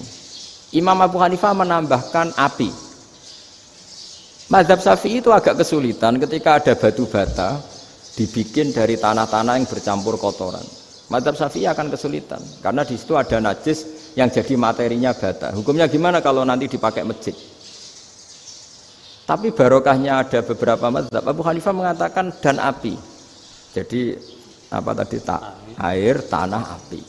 Alasannya masuk akal. Ketika usatul mukminin, orang-orang mukmin yang ahli maksiat itu sebelum masuk surga, kalau dia dosanya banyak itu dibakar dulu supaya suci. Emas itu untuk memisahkan dengan materi lain juga harus dibakar. Berarti api termasuk alat. Artinya gini, batu bata yang materinya dari tadi najis sekalipun ini menjadi suci karena ngalami pembakaran. Tapi kata Imam Sa'roni, ilmu ini hanya sebagai ilmu. Jangan sampai kalau kamu mau wudhu gak ada air terus membakar diri lah, ini ribet kan. Jadi ilmu itu sebagian memang untuk kelangenan. Karena kita butuh. Andai kan tidak ada mazhab Abu Hanifah, maka kita akan kesulitan pakai bata. Yang kita tahu cara bikinnya kadang di tempat yang kotor, di tempat yang najis. Tapi karena ini ngalami dibakar, maka hukumnya suci menurut mazhab Abu Hanifah. Dan itu sering. Ulama itu sampai apa? Saya punya kitab fikih namanya Fardul Masail. Pengandaian ada masalah. Jadi masalah itu belum terjadi tapi diandaikan. Misalnya kayak di Texas. Bumi itu bulat bola. Texas itu kalau dibor itu pas Ka'bah. Lalu kiblatnya di mana? Bumi ini kan hanya rubuk-rubuk seperempat. Yang ada arah itu seperempat. Tapi kalau Ka'bah itu sama Texas atau Texas dengan Ka'bah itu lalu kiblatnya mana? Wong sudah bebas arah. Maka ilmu mengatakan mara'ahul muslimuna hasanan fawa indahu hasanun. Kamu jangan nuruti ilmu hakikat tapi nuruti mindset. Kalau mainstreamnya orang banyak seperti itu, mindsetnya orang sana misalnya Ka'bah sana ya ikut sana. Tapi ini tidak mewakili hakikat karena kalau yang 380 derajat itu kan terus ribet. Makanya ini kesulitan di bab-bab fikih. Ya saya ulang lagi, kesulitan di bab-bab fikih. Makanya fikih itu selalu bicara misalnya gini, ada orang sholat. Saya ulang lagi. Setelah salam pertama dia kentut, itu sholatnya batal apa enggak? Itu lama berdebat. Yang dikatakan rukun sholat itu salam pertama. Sehingga orang kalau sudah salam pertama, maka sudah keluar dari sholat. Maka kalau kentut enggak apa-apa, wong yang keluar dari sholat itu salam pertama. Tapi lalu pertanyaannya, kenapa Nabi salam 2 kali? Lalu yang kedua gunanya apa? Ribet kan, partai ini kalah pasti kalau ditanya gitu. Tapi kalau ditanya dibalik, sholat itu satu ibadah yang dimulai dengan takbir, yang diakhiri dengan salam. Berarti salam pertama itu pengakhir apa nunggu salam kedua? Pertama, di semua ulama bilang salam pertama. Kalau salam pertama sudah pengakhir, berarti pembatalan setelah itu nggak punya efek, nggak punya akibat. Itu kan ribet, debat fikih itu memang ribet. Fikih itu memang senam otak karena pertanyaannya mirip-mirip seperti itu. Nah, sampean milih mana? Milih salam pertama apa salam kedua? Pasti ulama milih salam pertama. Jadi anehnya fikih itu di situ. Misalnya orang mati, takbir itu berapa kali? 4 kali. Andai kan takbir 5 kali itu batal apa enggak? Satu ulama mengatakan 5 kali itu batal. Karena rukunnya sholat jenazah itu takbir 4 kali. Berhubung ini rukun, kalau nambahi ke-5 berarti menambahkan rukun. Kayak kamu sholat rukuk 2 kali kan batal. Sujud 3 kali batal karena menambahkan apa? Rukun. Berarti kalau takbir 5 kali batal. Tapi pertanyaannya, takbir itu adalah wiridan biasa sehingga kalau ditambahkan nggak punya akibat batal. Jadi perdebatan ulama itu kadang ya lucu. Kayak kemarin Pak Haris pas pertama bertamu ke sini mau ngundang saya, tak ceritain. Dulu sholat jenazah itu pasti mayat di depan. Karena lazimnya sholat jenazah itu mayat di depan. Tapi mulai dulu ulama sudah berpendapat, andai kan jenazahnya di belakang pun tetap sah. Fa innal janazah laisat bi imamin. Karena jenazah itu tidak imam. Kenapa harus di depan? Oh, tidak imam kok harus di depan. Itu mulai dulu. Sehingga ketika Arab Saudi pernah mengalami tragedi, ada orang yang dibungkus kayak mayit, ternyata senjata. Setelah di dekat Ka'bah dipakai. Dulu tragedi tahun berapa itu? Pokoknya pernah ada tragedi itu. Semenjak itu Arab Saudi kalau ada orang mati tetap di kamar mayit, terus ada sholat jenazah. Padahal mayitnya di belakang yang jamaah. Jadi meskipun kita tidak akan bikin ajaran baru jenazah di belakang, ya tidak keren, kasihan kan. Tetap biasanya di depan ya di depan. Tapi meskipun jenazah ini di depan, kita tetap berpendapat, andai kan di belakang tetap sah, tapi nggak usah dipraktekkan. Nah, pentingnya ilmu ini begini. Saya misalnya di Rembang, boleh nggak nyolati ghaib jenazah yang di Surabaya? Boleh kan? Padahal yang kita solati di belakang. Jadi ilmu itu penting. Cocok nggak cocok, nama ilmu itu penting. Terus ada gini lagi pertanyaan di fikih. Memang saya sengaja akan ngaji fikih. Kalau ngaji intelektualitas orang Muhammadiyah juara lah. Tapi ini ngaji fikih. Ada orang sarongnya itu pas sampai lutut. Kalau berdiri lututnya tertutup. Tapi nanti kalau ruko agak jengking lututnya terbuka. Itu batalnya nunggu ruko apa mulai takbir sudah batal? Padahal pasti nanti batal kalau ruko ini. Itu ada ulama yang mengatakan, ya batalnya nunggu ruko. Bagaimanapun terjadinya pembatalan waktu ruko. Ada ulama mengatakan yang enggak mulai awal sudah tidak sah itu karena pasti ngalami batal. Nah, pertanyaan-pertanyaan seperti itu penting karena lalu Allah menilai apa? Ya nilai niatnya. Misalnya gini, kalau contoh itu mungkin Anda tidak tertarik, tapi contoh begini. Kita mau operasi jam 10 siang. Kita tahu kalau nanti 10 siang akan divonis medis harus makan karena mau berobat. Malamnya itu kalau kamu orang soleh, bayangkan kamu orang soleh. Kalau tidak orang soleh kan tidak punya komitmen. Kamu milih niat puasa, apa enggak jam 10 mesti mokak menisan raposo. Kamu orang soleh. Kalau kamu orang soleh pasti milih puasa karena ini Ramadan. Meskipun nanti jam 10 pasti disuruh batal sama dokter. Setidaknya kita berpikir gini, nak mati jam itu paling enggak ditulis saya sebagai orang yang puasa. Jadi perasaannya orang soleh itu beda. Kalau orang kok sampean barang menisan raposo kok ya mesti. Sampean tidak pernah berpikir bahwa puasa mulai fajar sampai jam 10 itu luar biasa. Bisa saja kita mati jam 7, bisa saja mati jam 6. Kan ditulis Allah sebagai orang yang berkomitmen terhadap puasa. Terus ada kemungkinan kecil. Adalah jam 10 itu dokternya sakit atau nggak jadi ke sana. Berarti kamu kan nggak jadi buka. Kan ya mungkin juga. Sama yang tadi, delalah sebelum ruko ono wong sing nyarongi sampean, sehingga sholatnya normal. Kamu tidak menemukan pakaian yang pas, jebule pas setelah ruko, mau ruko, ono wong wah sholatnya kira bener disarongi. Itu agama. Jadi agama itu dimulai dari mana coba? Dimulai dari niat, dari komitmen. Nah sekarang kelirunya kenapa ada garis keras? Agama itu dimulai dari keinginan ideal. Itu yang mulai itu ada orang-orang garis keras. Agama ini enggak, agama ini dimulai dari niat. Sampai ada kaidah agama la yudraku kullu la yudraku kullu. Kalau tidak bisa ideal jangan ditinggalkan sama sekali. Tapi orang enggak, sekarang bayangkan Islam itu ideal. Pemimpinnya ya soleh, masyarakatnya soleh, enggak ada maksiat, enggak ada apa. Dan apa ilmu? Kalau secara ilmu mulai dulu ya ada orang dolim, ada orang soleh. Nabi kurang baiknya. Di angkatan itu ya ada orang munafik. Sehingga ulama itu sudah berpendapat ideal itu piye? Zaman Nabi saja ada orang apa? Munafik. Itu ilmu. Kalau nuruti kelangenan inginnya dunia ya steril, gak ada maksiat, gak ada apa. Dan agama itu diciptakan Allah itu memang unik. Calon Nabi misalnya, Nabi Musa itu sing rumat Fir'aun. Ketika Nabi Muhammad lahir sing ribet manitia ini Abu Lahab. Ora dosen UMM. Coba. Karena Allah ingin memaklumatkan ke kita bahwa agama ini akan hidup di kondisi apapun. Asia, istrinya Fir'aun itu termasuk mukminah yang dipuji Quran, padahal dia bukan istrinya pengurus NU atau pengurus Muhammadiyah, istrinya Fir'aun. Tapi itu pelajaran bagi kita bahwa orang-orang baik itu tidak harus di lingkungan yang baik. Masjid paling makmur itu kadang di dunia mungkin, ya jangan bakas Mekah Medina itu karuan. Mungkin di antara masjid yang makmur justru yang di Kanada, di Amerika mungkin. Karena merasa minoritas itu perpustakaannya ada, kajiannya ada. Tapi banyak masjid di daerah pesantren yang malah sepi. Karena kiainya tahu jamaah di masjid itu wajib. Itu ada daerah pesantren, saya ulang lagi ada daerah pesantren. Didikon pengajian, monggo nekani pengajian, maca selawat ning omah yo ganjaran padha wae.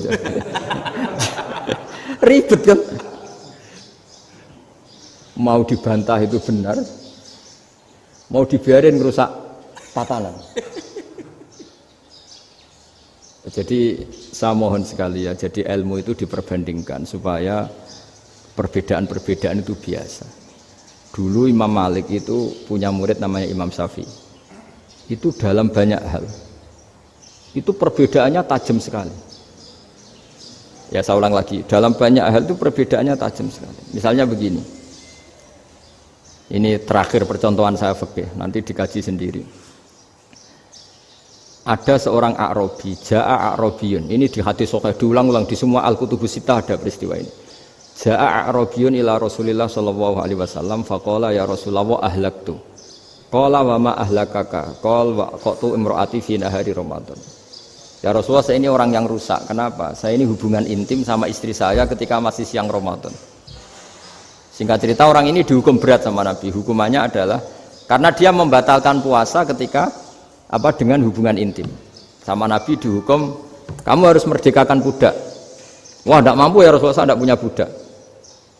Jadi ini bukti bahwa agama ini sangat sosial sehingga sebagian kafaroh harus memerdekakan budak. Kamu kalau gitu puasa 2 bulan. Yang baru puasa 2 hari aja kecelakaan malah disuruh puasa 2 bulan. Ya sudah kamu ngasih makan 60 orang miskin. Saya ini orang paling miskin. Kok jadi sudah miskin agak hiper lah orang itu. Poso-poso kok gitu. Itu kata ulama kalau orang Jawa gak mungkin makanannya tempe mendoan, gak mungkin itu. Di Jawa itu nggak mungkin lah ada orang batal puasa karena hubungan intim. Ada istrinya nggak cantik, cerewet, sang lanang mangane mendoan, itu tidak mungkin, kecelakaan itu tidak mungkin. Tidak mungkin itu. Tapi kalau Arab mungkin karena makanannya daging. Singkat cerita, terus pertanyaannya gini, kalau batal biasa itu kan bayarnya puasa 1 hari. Kalau batal, tapi kalau batal pakai hubungan intim, pakai jima kalau dalam bahasa fikih itu kafarohnya berat, yaitu merdekakan budak atau puasa 2 bulan berturut-turut. Pertanyaannya gini, jima istri itu boleh loh tidak zina. Saya ulangi, jima istri itu boleh loh tidak zina. Itu kan hukumannya berat. Nah terus Imam Malik berpikir kalau gitu tidak harus jima dong. Poso-poso ora ana uzur, ora ana apa terus nyate. Esuk mangan bakso tanpa ada alasan syar'i. Hukumnya harus sama dong, karena jima hukumnya boleh, berarti semua iftar, semua pembatalan puasa yang tidak ada udzur syara' maka hukumnya sama, yaitu sanksinya sama. Masuk akal enggak? Masuk akal dalam mazhab Imam Malik. Dalam mazhab Syafi'i enggak. Mulai dulu jima itu beda. Kayak mertamu nih gone wong, mangan itu oleh, tapi nak nggo bojomu mbok jima niku wis nemen ngawure lah. Tetep beda. Dari Imam Syafi'i itu pokoknya beda, jima sama makan itu beda. Lah ya terus setelah itu terus ada pertanyaan, bagaimana kalau makan dulu baru jima? Ribet kan? Makanya itu sampai dibabkan Kitabul Khilafil Fiqhi, bab merekayasa fikih. Makanya itu perdebatannya orang Hanafi sama Imam Syafi'i juga sama. Ada orang jam segini lapar sekali, kalau langsung makan kan kena sanksi. Ya pergi aja dulu, pura-pura ngaji ke Gus Bah gitu. Nanti kan jadi musafir kan? Wah itu sudah boleh itu kan? Musafir. Padahal enggak. Memang dia pergi itu karena supaya bisa makan. Mau enggak kepikiran ngaji kok tahu-tahu ingin ngaji. Mumpung Ramadan nah makanya dibabkan apakah boleh merekayasa fikih? Tapi fikih bisa apa coba? Dengan status kamu musafir, ya memang boleh iftar, boleh berbuka. Lah itu terus jadi terus perdebatan ulama menyangkut fikih. Karena memang masalah furu'iyah. Sehingga termasuk perdebatan kita dalam perilaku, misalnya adat orang NU kalau habis salam itu menghadap ke kiblat karena arah terbaik itu kiblat. Tapi sebagian orang Muhammadiyah atau mungkin semuanya menghadap ke makmum. Itu memang teks hadisnya itu kita yang meneliti hadis itu semua syarah itu berdebat. Nabi memuji kiblat itu arah terbaik, oke. Tapi di bab itu Nabi itu aqbala alaina, menghadap ke kita. Lalu pertanyaannya, kenapa menghadap ke kita? Ada mengatakan karena Nabi memang punya tradisi kadang ngendikan. Ya tentu dulu istilahnya tidak kultum, nggak ada istilah itu dulu, 7 menit itu nggak ada. Tapi ada ulama yang analisis begini, termasuk kitab Fathul Bari. Nabi itu tokoh sentral, taruh lagi Nabi itu tokoh sentral. Ini kata kitab Fathul Bari, bukan kata saya. Nah, orang-orang yang imamu kaumi, orang-orang yang jadi imam di daerah masing-masing, tetap kalau sholat itu ikut Nabi. Ikut Nabi setelah salam langsung pulang. Jadi sebetulnya salam langsung pulang itu ya ada sejarahnya, karena dia mau jadi imam di daerahnya. Nah, tidak kebayang kalau Nabi itu madhep kiblat. Kalau Nabi madhep kiblat, orang yang masbuk, yang barusan datang, pasti langsung usolli misalnya fardhu isya'i misalnya. Terus makmum Nabi, padahal Nabi sholatnya sudah selesai. Jadi intinya gini, kata Fathul Bari, imam setelah salam itu harus bikin gerakan atau omongan atau apa saja yang menunjukkan kalau sholatnya selesai. Di antara gerakan itu adalah beliau harus menghadap ke hadirin atau menghadap ke utara atau apa saja yang penting menunjukkan kalau sholat ini sudah selesai. Itu fikih. Jadi fikih itu cara menganalisis itu memang unik. Karena kalau Nabi tetap seperti itu, posisi pancet seperti itu, maka orang yang baru datang mengira Nabi masih sholat. Nah, pertanyaannya kalau mereka sudah takbir, malah sholatnya tidak sah. Kenapa tidak sah?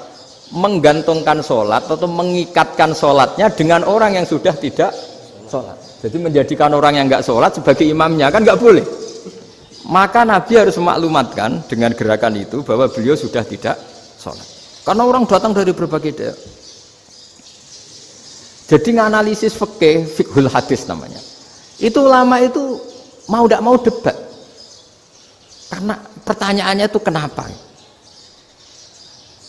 Ya memang mau apa? Karena yang namanya sosial itu yahtamilu muhtamilatin, ada sekian kemungkinan.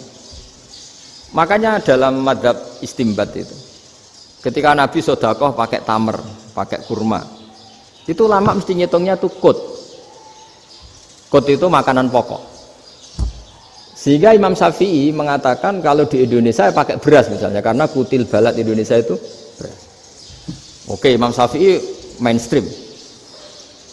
Tapi ketika era Yusuf Qaradawi di Al-Azhar di Mesir sana, ulama-ulama mulai usil. Sama sih ingat Mbah Mun sering gojlokan, lah iya petani gabah, petani padi wis melarat wajib zakat. Petani cengkeh, kakao, suga-suga wajib zakat hanya karena yang ditanam tidak tidak makanan pokok. Jadi mulai ada ulama mulai gerah lah, kalau bahasa politiknya mulai gerah. Yang petani miskin gara-gara yang ditanam padi wajib zakat. Yang orang-orang di sana misalnya di Sulawesi karena tanamannya kakao atau cengkeh tidak wajib zakat karena bentuknya tidak tidak makanan pokok. Geger kan di Al-Azhar geger. Akhirnya hampir semua ulama berpendapat ya sudah sekarang ketika Nabi menzakati makanan pokok itu jangan dihitung sebagai makanan pokok. Wa mimma akhrajna lakum minal ard. Apa saja, ma itu apa saja. Makanya kata Yusuf Qaradawi, ma itu apa saja. Makanya semua tanaman yang menghasilkan uang itu wajib zakat. Nah, masalahnya kitab-kitab Syafi'iyah itu sudah mamlu'ah, sudah penuh dengan penjelasan misalnya fala zakata fil khadrawat, maka enggak perlu zakat untuk kayak kangkung, semangka dan sebagainya. Nah, lalu kiai-kiai angkatan modern kayak Mbah Mun itu sering dapat masukan. Saya pernah dengar sendiri, Yai, saya ini punya sawah 1 hektar, tak tanamin padi, itu enggak pernah kaya saya. Sekarang tak tanamin kangkung malah saya kaya karena tiap 3 hari panen tak kirim ke Jakarta. Itu orang Indramayu yang tanya. Jadi gak tanam padi gak pernah kaya, tanam kangkung kaya. Nah, karena dia orang soleh, kalau zakat boten.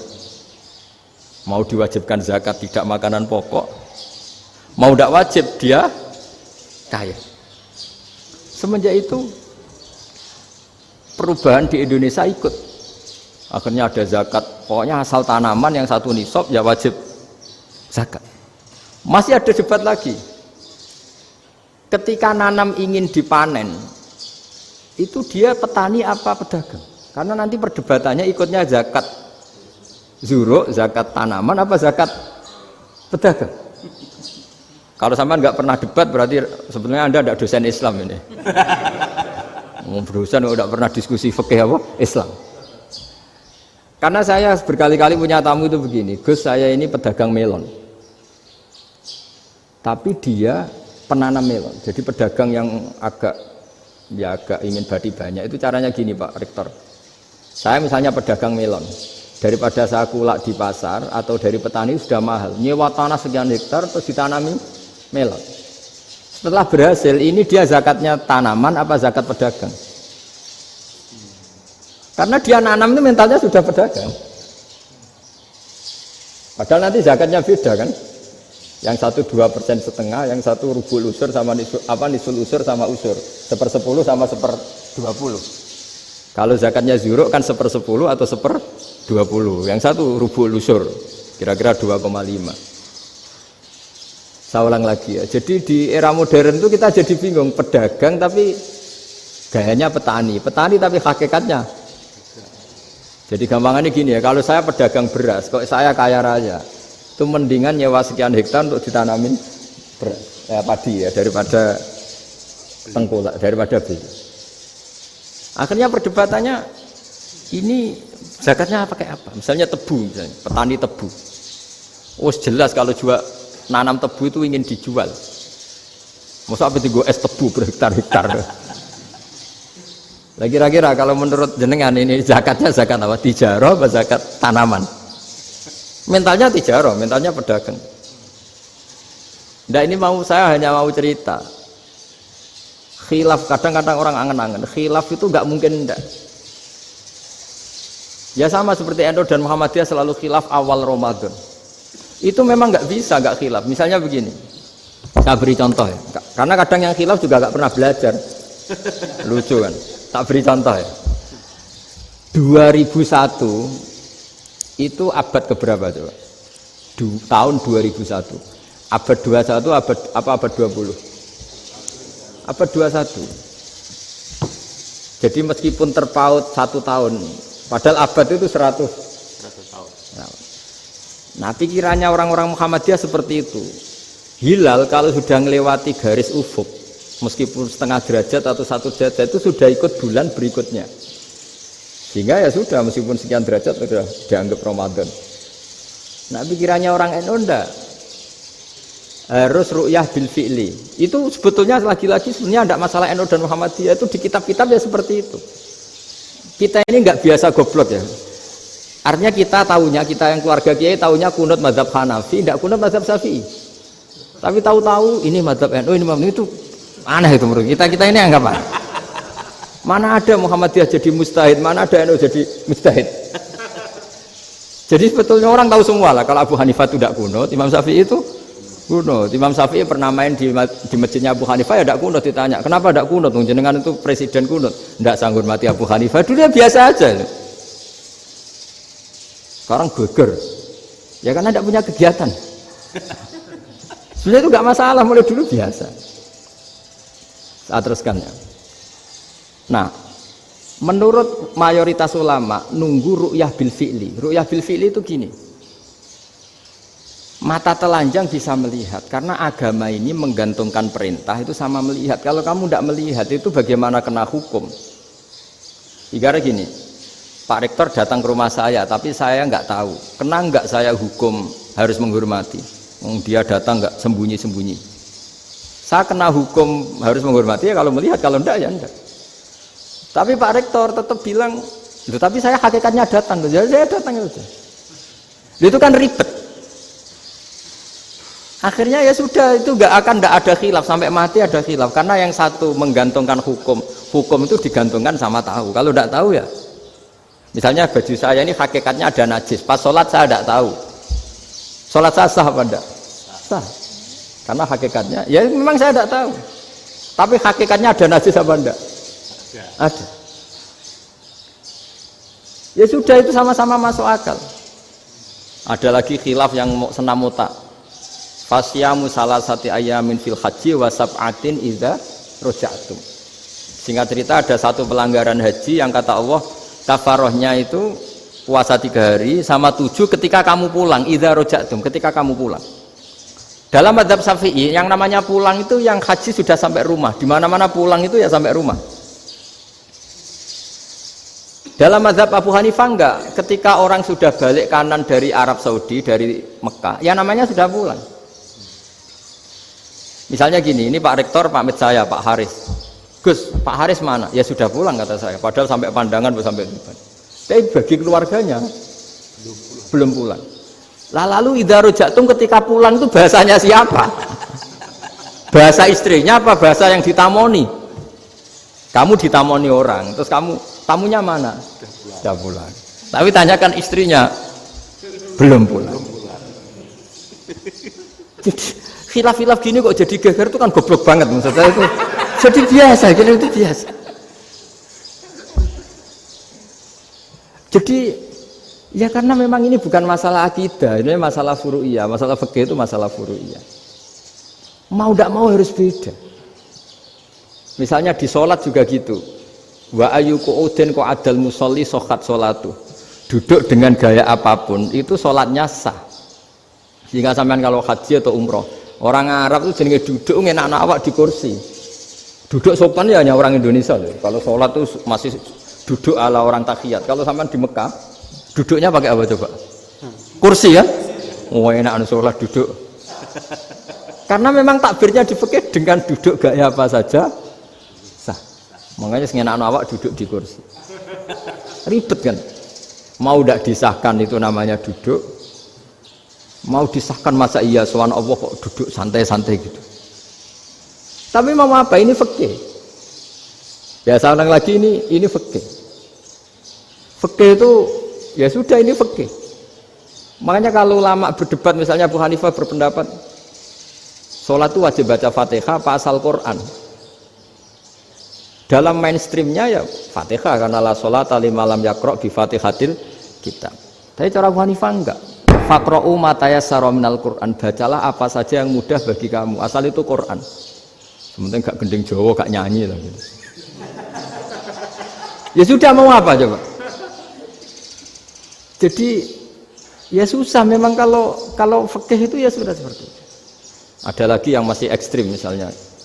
Yang namanya menyembelih hewan itu gimana coba? Dari hidup ke mati apa pasti mati disembelih? Cara mazhab Imam Syafi'i yang namanya menyembelih itu penyembelian harus menjadi sebab kematian. Itu yang sah. Seorang lagi penyembelian menjadi sebab kematian yang syar'i. Sehingga beliau mensyaratkan hewan yang disembelih ini masih punya hayatun mustaqirrah, punya kehidupan yang normal. Sehingga kalau nggak disembelih ya hidup. Sehingga kalau ada hewan ketabrak truk kejet-kejet mesti mati ini buat sembelih. Itu nggak sah karena nggak usah disembelih ya wes mati kan. Karena ini hanya nunggu koordinasi Israel kan, dia kejet-kejet itu kan prosedur itu. Tapi tidak disembelih pun mati. Tapi cara mazhab Malik enggak. Pokoknya anggere jek duwe nyawa jenenge kewan urip. Dengan kamu sembelih berarti matine mergo mbok sembelih. Meskipun nanti ya enggak usah disembelih ya mati. Coba hitung secara ilmu matematika. Kalau enggak disembelih hidupnya 5 menit. Gara-gara kamu sembelih hidupnya langsung mati. Terus dia matinya, cara di persidangan matinya disebabkan apa? Disebabkan disembelih apa kecelakaan? Loh, debat toh kamu. Sama-sama UMM aja debat.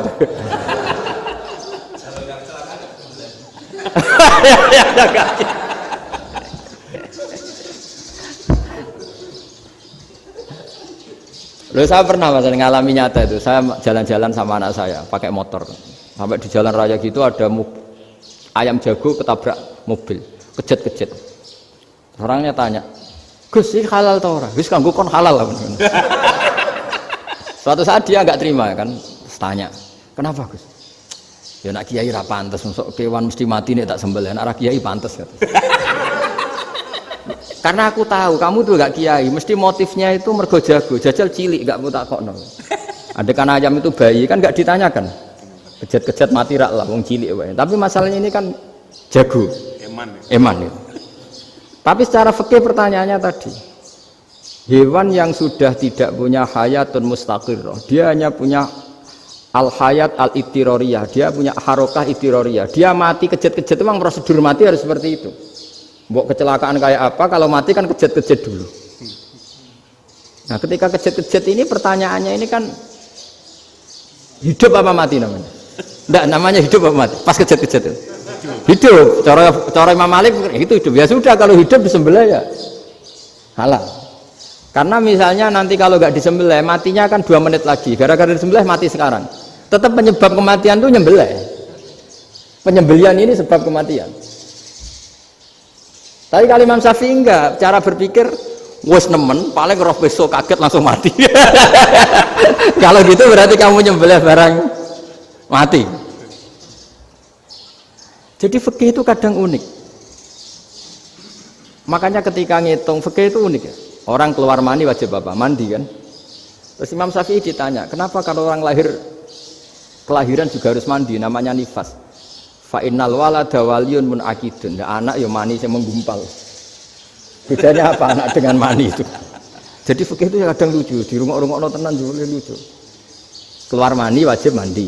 Berarti kalau keluar anak ya wajib mandi, karena hakikatnya anak adalah mani yang mengkristal. Terus usia orang sudah didosan macam-macam itu kan hakikatnya mani. Itu fikih. Nah terus ditanya, kenapa kalau lahir langsung mati tidak wajib disolati? Ya jawabannya Mas Syafi'i lucu. Di mana-mana sholat itu nyolati mayit. Yang namanya mayit itu pernah hidup terus mati. Kalau itu ndak mayit ya sudah. Jadi kadang, nah iya kan disebut sholat mayit. Yang namanya mayit itu apa? Pernah hidup. Nah ini kan ndak pernah hidup. Maka ya sudah seperti itu. Jadi nggak khilaf itu ndak mungkin. Nah, kalau qit'atul lahmin, kalau hanya potongan daging, mungkin wah itu tidak manusia karena qit'atul lahmin. Sekarang pertanyaannya, kalau sudah berbentuk manusia, meskipun tidak pernah hidup, nah ini mulai perdebatan karena melihat tidak pernah hidup itu nggak memenuhi syarat, tapi melihat ini sudah suratu adamiyin, bentuknya sudah. Nah kira-kira gitu perdebatan fikih. Makanya dulu awal mula zaman sahabat itu sudah debat. Masyhur kan. Nabi ada kontingen ke Bani Quraidah. Ya kalau kira-kira saya minta Pak Rektor kamu jangan, kalau ke Malang jangan sholat asar kecuali sampai Tuban. Sebelum Tuban ternyata matahari mau tenggelam.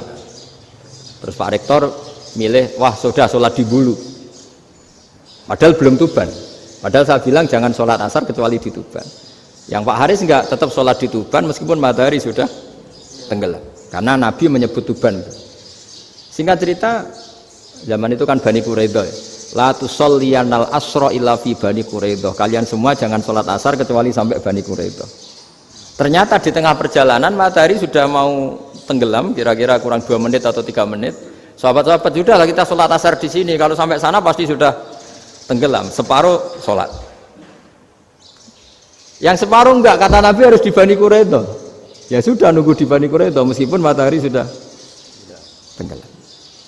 Sehingga cerita 2 kelompok ini matur, ya Rasulullah kita ngalami ini perdebatan gini-gini. Di semua riwayat, di hadis-hadis sahih disebut falam yu'annif wahidan minhuma. Nabi tidak menyalahkan salah satunya atau enggak menyalahkan dua-duanya. Itu bahasa Indonesia juga ribet, yang benar gimana itu? Enggak menyalahkan salah satunya, apa enggak menyalahkan dua-duanya?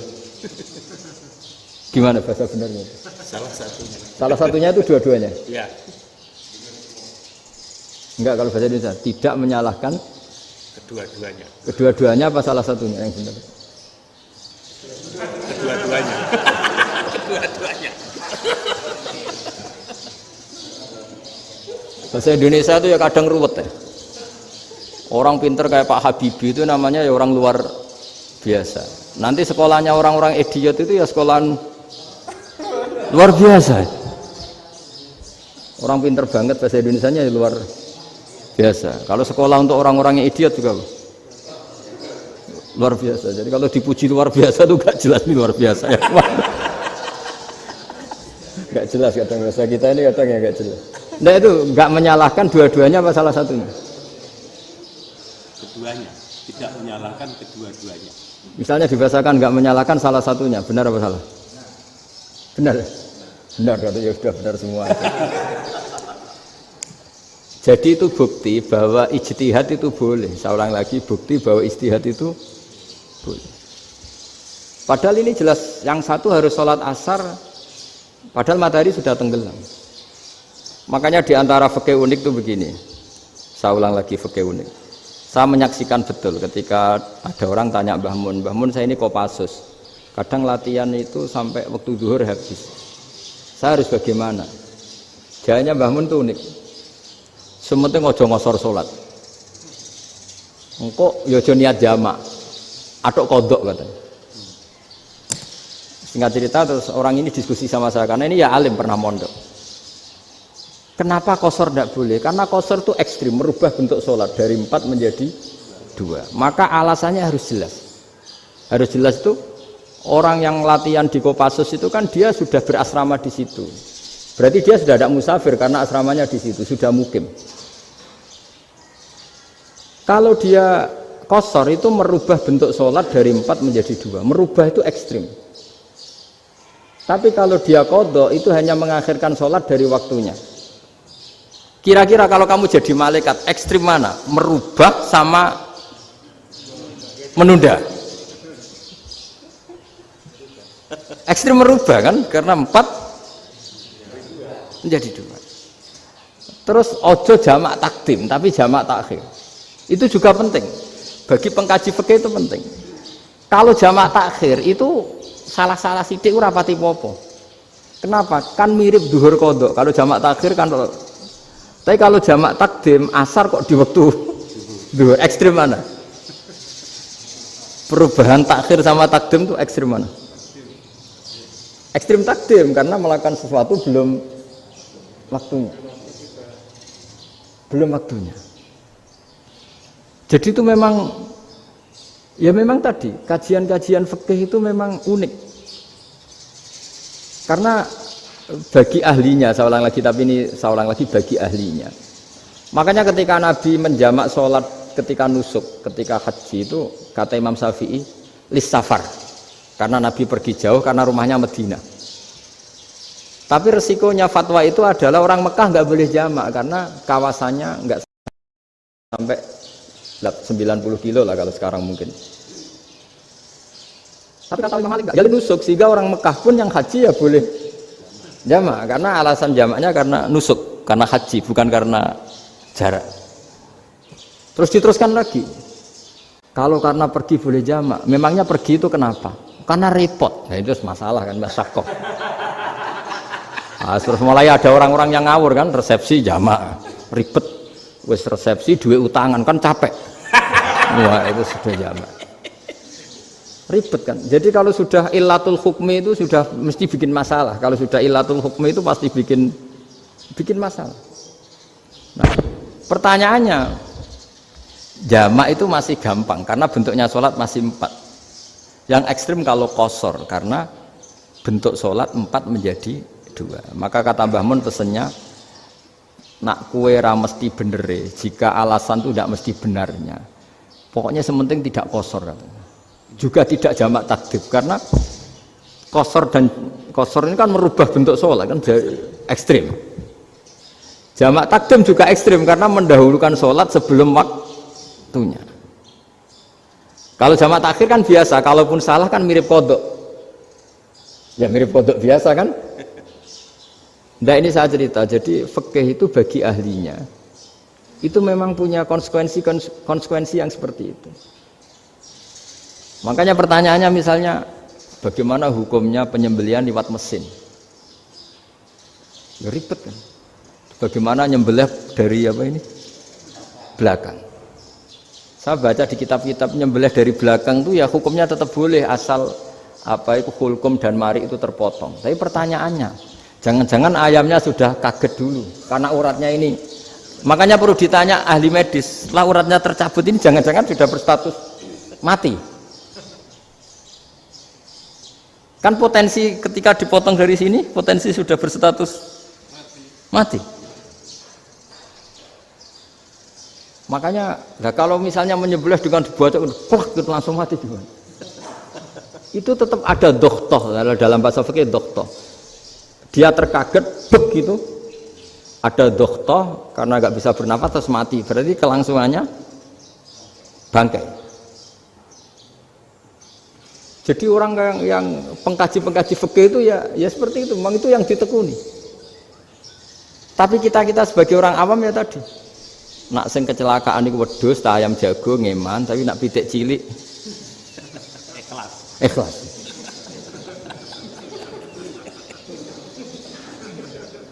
Makanya ada pertanyaan orang-orang, saya pernah ditanya itu ya bingung tenan. Gus, kalau ada orang mati oplosan misalnya, jenengan datang sholat enggak? Ya datang sholat kan, dia orang mukmin, saya tetap sholat. Kenapa? Ya kan matinya oplosan. Tapi andaikan tokoh yang mati, kamu sholat enggak? Ya sholat kan dia tokoh. Jadi ribet. Fikih itu ribet. Makanya Imam Nawawi nanti ngendikan gini. Ada orang ngundang Nabi, ya Rasulullah, saya mohon nyolati ini. Nabi tanya, punya utang enggak? Punya. Nabi, saya enggak mau nyolati mayit yang punya utang. Terus ada sahabat datang, ya Rasulullah, utang itu tak ambil alih kami. Berarti dia sudah tidak punya utang. Terus Nabi kerso nyolati. Pertanyaannya, utang itu hal yang boleh. Saya ulangi, utang itu hal yang boleh. Tapi kenapa Nabi se-ekstrim itu? Tapi ketika Nabi mau kondur itu ngendikan gini, ini PR ya bagi UMM ini PR ya. Nabi sebelum kondur bilang gini, sallu ala sahibikum. Jong saya tidak nyolati ini, tapi tolong ini disolati. Terus kata Imam Nawawi, dianalogikan atau dikiaskan siapapun pelaku dosa besar atau mati dalam keadaan tidak benar, misalnya pas dugem mati, pas oplosan mati, itu sebaiknya tokoh-tokoh itu enggak nyolati karena nanti dianggap penghormatan. Misalnya ketua PP Muhammadiyah rektor nyolati wong mati oplosan, kan keren. Mati oplosan disolati rektor. Ya sudah, tapi kalau nggak disolati nanti ada tradisi yang keliru, yaitu janazatul muslim tidak ngalami disolati. Padahal siapapun yang muslim, janazahnya harus disolati. Makanya setengah-tengah, ya rasa rektor lah, satpam, pokoknya kudu tetap ada yang sholat gitu. Itu kata Imam Nawawi. Jadi ketika ada orang mati nggak benar, itu sebaiknya tokoh-tokohnya nggak ikut nyolati, tapi awamun nas, orang kebanyakan ikut sholat. Jadi fikih itu agak jelimet karena tadi ketika tokoh ini nyolati, pertanyaannya bedanya apa mbek sing mati ning masjid mbek mati oplosan? Karena sama-sama semua orang nyolati, kan tidak ada sanksi sosial itu. Tapi ketika nggak disolatkan sama sekali, wah lebih parah lagi. Ini ada janazatul muslim tidak disolati. Sehingga kata Imam Nawawi, ini hebatnya Nabi tengah-tengah. Jadi Nabi kundur, jong saya tidak nyolati, tapi sallu ala sahibikum. Ya tapi ini kamu harus nyolati. Kata Imam Nawawi, orang yang mati bunuh diri, orang yang mati oplosan, orang mati secara enggak benar itu asal dia muslim tetap wajib disolati karena sholat ini hakul muslim. Kan seorang muslim diantara haknya apa? Ketika mati dikafani, dimandikan, disolati. Tapi ini masalahnya matinya pas murtakibul kabiroh, pas melakukan dosa besar, dan itu sebab kematiannya. Kalau dia oplosan kan sebab matinya ya karena oplosan, ya kan terus ribet. Mau disolati oleh, apalagi misalnya kita ketua ulama udah terkenal wali, wah keren mati oplosan itu disolati wali, kan ribet kan. Nanti yang repot malaikatnya itu ya, ini yang nggak kata bahaya. Saya pernah baca kitab tuh yang repot malaikatnya. Itu ada yang bilang gini, orang yang punya hutang itu pasti nanti hisabnya berat, diaudit malaikat sampai bisa nyaur hutangnya. Sementara malaikat kena konstitusi, kalau Nabi mendoakan harus mustajab. Ini kan ada dua hukum yang berlawanan. Sekali Nabi berdoa, Allahumma ighfir lahu warhamhu, itu harus dituruti malaikat. Enggak boleh doanya Nabi enggak dituruti malaikat. Sementara aturan Islam juga harus dituruti, bahwa orang yang punya utang harus tersandra oleh utangnya. Lain asing dunia Pak Haris kan, enggak TNO. Enggak ngefek gitu. Jadi misalnya Pak Haris donga sampai nangis semua maghfir lahu kan, enggak ngefek. Malaikat enggak itu, enggak sudah. Sartir. Tapi kalau Nabi yang berdoa kan harus dituruti, ini masalahnya kan itu. Nah kalau diturutin berarti hutangnya harus bebas. Padahal secara aturan harus tersandra karena punya hutang. Dan nanti sama kalau yang mati oplosan ini yang doain wali, kok wali sampai Allahumma ighfir lahu. Doanya wali kan harus terkabul. Sementara secara hukum dia harus kena sanksi karena oplosan tadi. Daripada ngerepotno malaikat, sudahlah wali-wali ini tidak usah ikut nyolatin, yang nyolati ya orang-orang nggak jelas ini, sehingga kan malaikat kan santai aja kalau mau nyiksa. Loh tapi kan sudah didoain, nggak ngefek. Doanya orang-orang nggak penting. Itu ada tuh di sarah Muslim itu. Di sarah Muslim di bab ketika Nabi ngintikan babu qauli Rasulullah sallallahu alaihi wasallam, sallu ala sahibikum. Jadi belajar fikih itu asik ya. Karena tadi harus dipelajari. Kalau enggak, ilmu ini hilang. Terus nanti takutnya lagi ilmu fikih itu direduksi sosial. Terus misalnya gini, pepe wong cilik wae kiai-kiai ra gelem nyolati. Orang melihatnya ini karena yang oplosan wong cilik om larat ra disolati. Jajal bupati ya disolati, mergo amplopnya gede-gede. Kan terus ruwet kalau dianalisis gitu kan ruwet. Makanya kenapa saya harus ngomong fikih supaya semuanya itu enggak didudukkan urusan sosial itu. Nah kalau semuanya didudukkan sosial kan sentimennya sentimen sosial, ribet. Padahal yang sering mati oplosan itu kan ngomong cilik gitu loh, karena tadi kalau wong sugih kan pakai whisky yang mahal yang insya Allah tidak mati kan gitu. Yang mati kan ya mergo Pertos macam-macam itu kan. Artinya ini kalau nggak diterangkan secara fikih, kiai-kiai yang nggak datang dikira masalah sosial kan. PP salam tempel era gede terus enggak datang kan terus jadi ribet. Ya makanya ini apa lewat pengajian ini supaya sampean lebih tahu ya bahwa khazanah Islam ini kata beberapa ulama kafatal linnas, maknanya semuanya, sehingga Allah akan mentakdirkan kajian Islam akan ada di seluruh dunia. Jadi kenapa IAIN marak di Indonesia, UMM, Universitas NU banyak, karena agama ini kafatal linnas, tidak miliknya orang Arab tapi milik semua. Orang alimnya juga gitu. Ketika ada liga alim seluruh dunia, itu orang Indonesia, orang Afrika, ya selalu ada orang alim yang kelas dunia. Seperti dulu ada Imam Bukhari, itu as-sakhul kutub ba'da kitabillah. Kitab terbaik setelah Quran itu Bukhari. Padahal dikarang oleh orang Uzbek. Kata siapa? Islam As-Sobyan, orang Arab ngakui kalau kitab paling sahih itu Bukhari. Mekah Madinah pun ngakui kalau kitab paling sahih Bukhari. Padahal pengarangnya ada orang Arab. Orang mana? Uzbek. Imam Ghazali yang diakui seluruh dunia itu Atos itu ikut Persia, juga bukan orang Arab. Sibawah ini orang Persia. Nah ini yang belum ada orang Malang ini, tinggal PR ini. Ya nyusul ya. Ya saya kira demikian. Assalamualaikum warahmatullahi wabarakatuh. Baik Bapak Ibu para pemirsa yang dirahmati oleh Allah, kita sudah mendengarkan tausiah yang sangat mendalam dari Gus Baha, yang intinya saya rasa sudah dipahami semua bahwa pentingnya bagi kita untuk terus banyak mengkaji, belajar, tidak hanya memahami satu sisi dari ajaran agama kita, satu versi dari ajaran agama kita, akan tapi karena agama ini diturunkan untuk kafatan linnas, untuk semua manusia, maka terjadinya perbedaan di dalam ijtihad para ulama itu pada dasarnya menjadi rahmat bagi alam semesta dan bagi umat Islam. Mudah-mudahan apa yang sudah kita dengar dari tausiah Gus Baha dapat kita pahami dengan baik dan menjadi ilmu yang bermanfaat untuk kita semua. Kami terima kasih kepada Gus Baha atas nama Universitas Muhammadiyah Malang. Mudah-mudahan jalinan silaturahim antara UMM dengan Pondok Gus Bah ini terus senantiasa bergulir dan menjadi bagian dari upaya kita bersama untuk meneguhkan Islam yang rahmatan lil alamin. Demikian saya rasa pengajian kita pada pagi sampai siang hari ini. Kurang lebihnya minta maaf. Wallahu a'lam bishawab. Kita tutup dengan bacaan hamdalah. Alhamdulillahirabbil alamin. Subhanakallahumma bihamdika asyhadu an la ilaha illa anta astaghfiruka wa atubu ilaik. Wa sallallahu ala Muhammadin wa ala alihi wa sahbihi ajma'in. Walhamdulillahirabbil alamin. Wassalamualaikum warahmatullahi wabarakatuh.